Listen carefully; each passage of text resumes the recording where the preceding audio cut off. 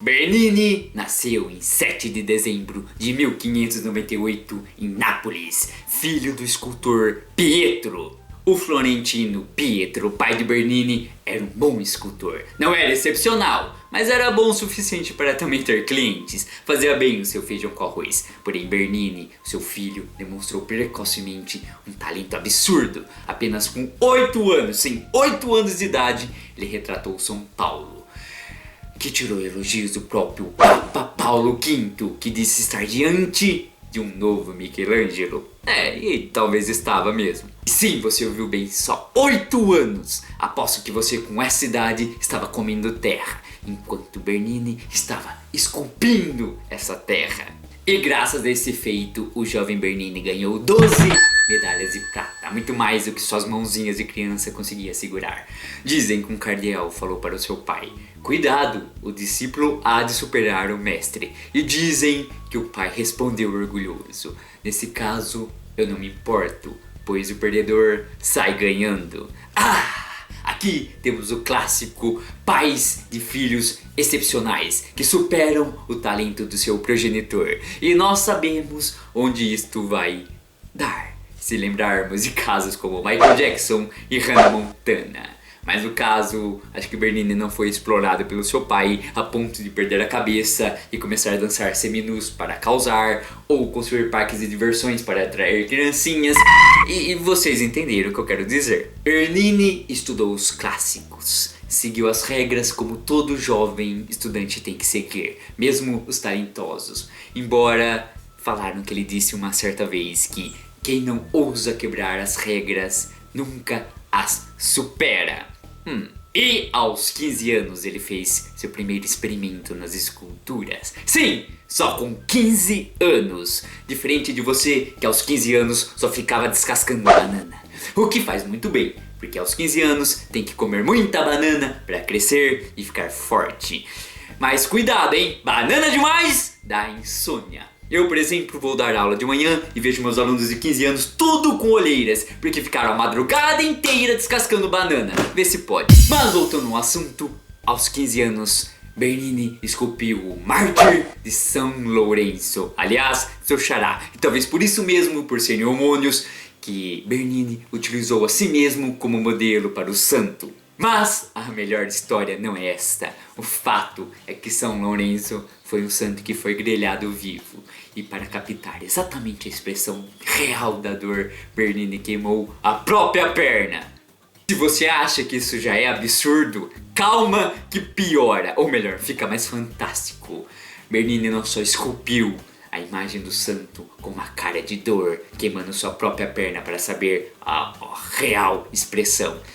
Bernini também deixou a cara um pouco ambígua, então você não sabe se o santo sofre dor ou prazer com seu mártir. E essa ambiguidade é muito presente nas obras de Bernini, como vocês já sabem, porque com certeza vocês assistiram meu vídeo sobre o êxtase de Santa Teresa, não é? Mas por que prazer? Bom, dizem que quando os santos sofriam suas execuções, eles se tornavam mártires. Eles convertiam aqueles que presenciavam tal cena. Então era um prazer estar servindo a uma causa divina na conversão dos infiéis. Mas calma, que agora vem a história de humor negro dessa cena. Como eu disse, o santo foi queimado vivo.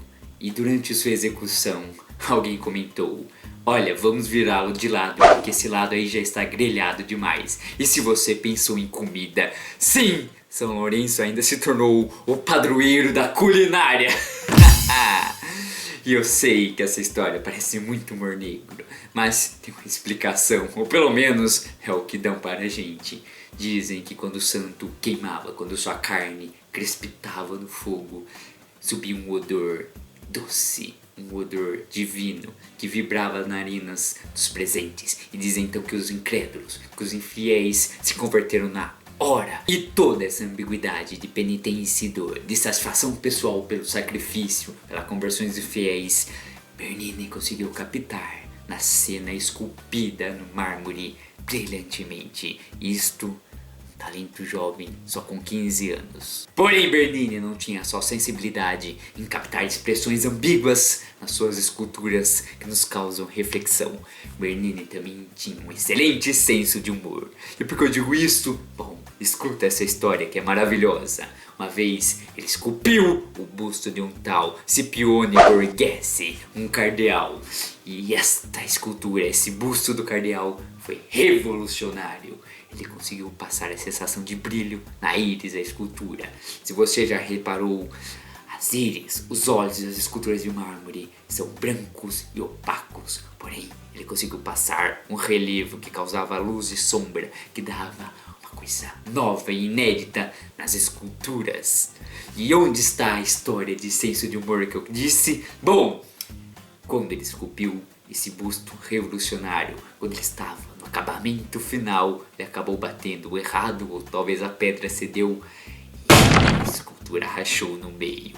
Ele ficou louco, passou os últimos 15 dias e 15 noites sem dormir, sem comer direito, para esculpir uma segunda escultura, um segundo busto para presentear o cardeal. E quando chegou o dia, na celebração, na festa do cardeal, ele colocou a escultura rachada sobre um véu e puxou e mostrou para o cardeal, que ficou louco e decepcionado e triste que a sua escultura tinha rachado. Ele fez isto para depois pegar a escultura nova que tinha feito e apresentá-la, deixando o cardeal mais aliviado. Bernini então criou duas esculturas da mitologia grega que apresentavam histórias até semelhantes, apesar de ser mitos distintos.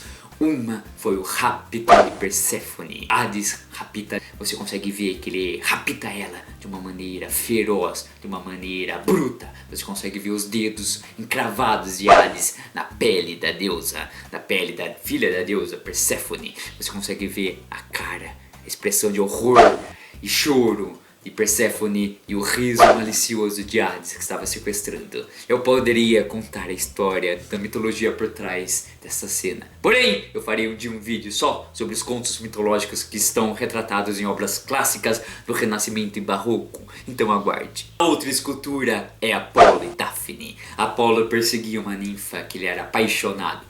E a ninfa, com medo e desespero, se transforma em uma árvore para se livrar de uma vez por todas do deus perseguidor.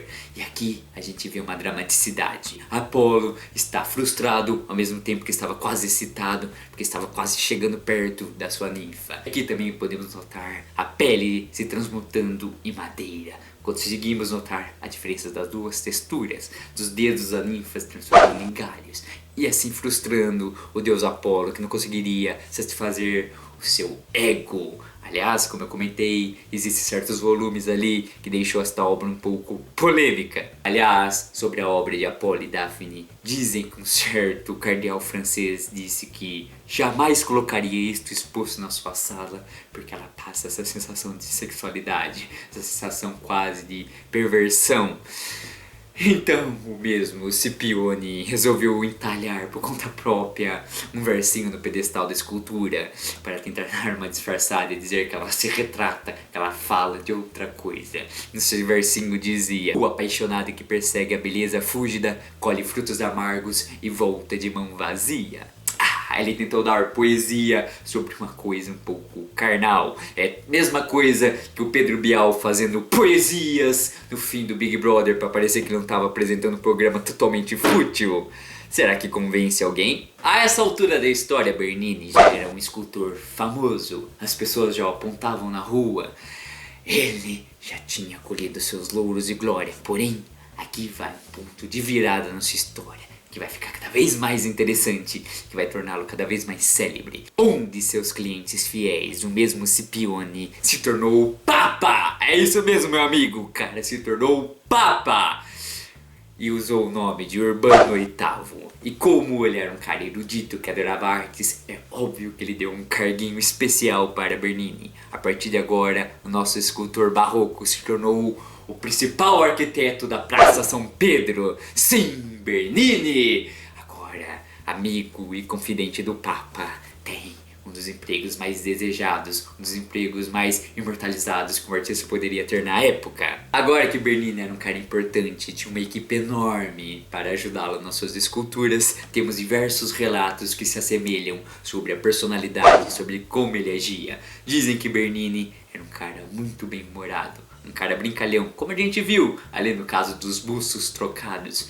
Dizem que também ele era um cara, assim, dedicado, quase, digamos, obcecado quando esculpia. Porque dizem que quando ele começava um projeto, ele não comia direito, não dormia direito, até concluir aquilo. Dizem que certa vez o próprio Papa Urbano VIII, seu amigo e confidente, o aconselhou a se casar logo para ter filhos e passar seu talento adiante. Dizem que Bernini respondeu: minhas esculturas são meus filhos. Eu tenho uma teoria que na verdade Bernini queria curtir a sua fama e fortuna como um rockstar moderno. Assim como eu! Não adianta vocês ficarem mandando cartinhas de amor.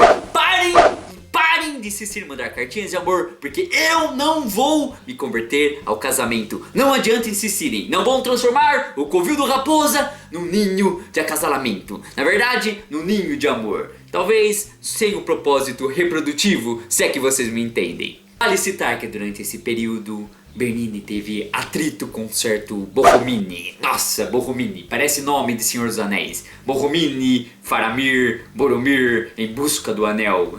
Voltando à história, Borromini era arquiteto. Ele achava que ele merecia o título de arquiteto oficial do Vaticano, porque ele era arquiteto, enquanto Bernini era só escultor. Borromini não tinha uma coisa especial. Talento? Não! Contato! Contato! Essa palavrinha mágica que supera a meritocracia, a falácia da meritocracia. Com contato, com quem indica, você consegue chegar a cargos muito mais longes, não só por seu talento, mas claro, por ser bem... Vocês entenderam? Ser bem relacionado. E pra piorar a história, Borromini ainda teve que trabalhar para Bernini.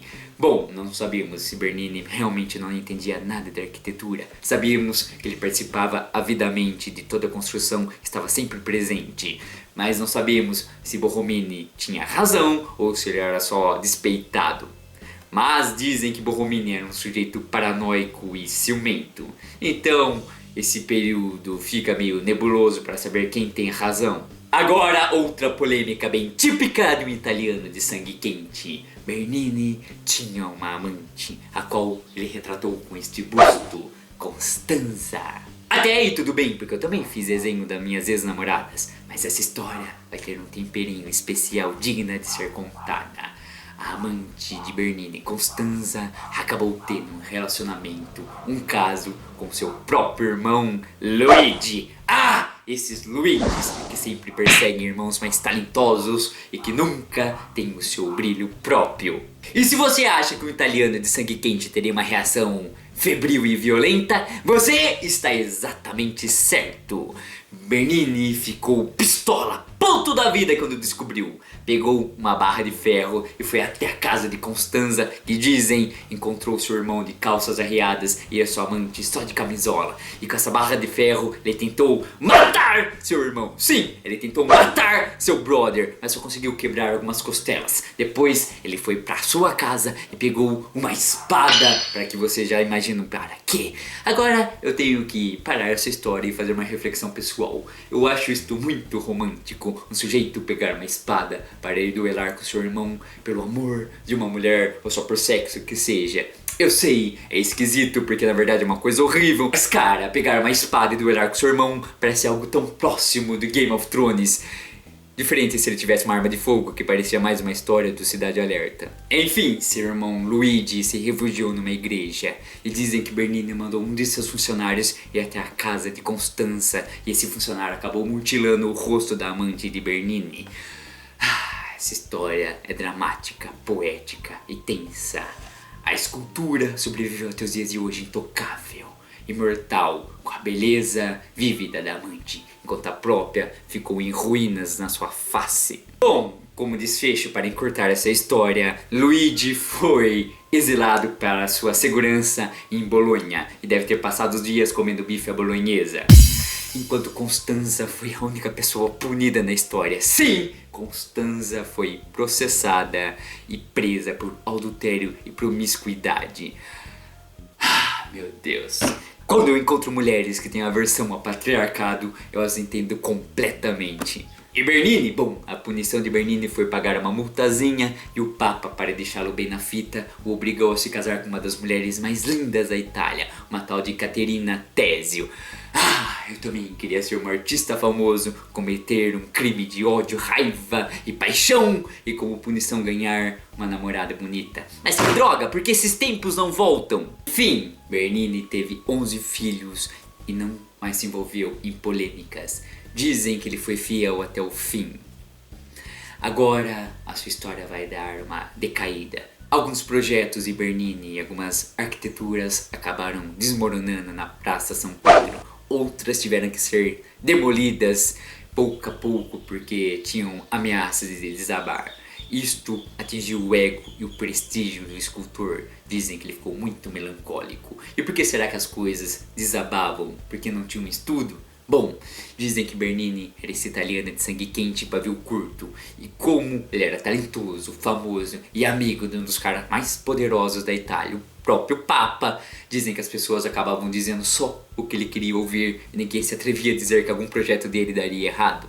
E bom, acabou dando errado. Muitos consideraram Bernini acabado, que seu prestígio jamais voltaria. Mas Bernini é brasileiro e não, quer dizer, Bernini é um barroco italiano e não desiste nunca. E ele voltou com a gloriosa escultura, o êxtase de Santa Teresa, que eu não vou comentar porque eu já falei no começo do vídeo que vocês devem assistir o vídeo especial só sobre essa obra. E Bernini esculpiu uma das obras mais maravilhosas, uma obra que muita gente torceu contra na época, para que o artista voltasse a se frustrar e voltasse a perder prestígios. Porém, não aconteceu. Ele esculpiu a fonte dos 4 rios. Esta que é uma das fontes mais famosas do mundo, uma das mais fotografadas por turistas que visitam a Itália.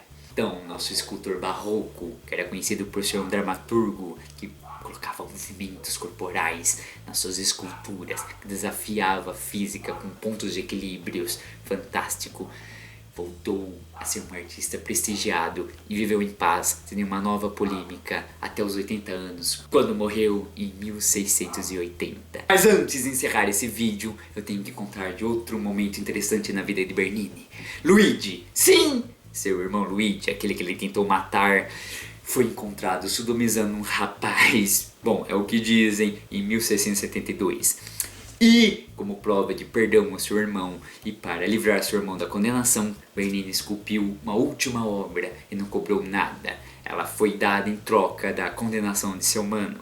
A obra da beata Ludovica Albertoni, que se lembra tanto da obra de Santa Teresa, pois temos ali uma freira se retorcendo num misto de dor e prazer, essa coisa ambígua que Bernini adorava colocar em suas esculturas. E eu encerro o vídeo de hoje com um ode a este gênio, a esse escultor maravilhoso, Gian Lorenzo Bernini, que transformou o frio e pálido mármore em algo quente, em algo cheio de paixão, amor, sangue, vivacidade, que passou textura, que passou dor, passou sofrimento, passou dramaticidade, passou figuras retorcidas que desafiaram a física e o equilíbrio.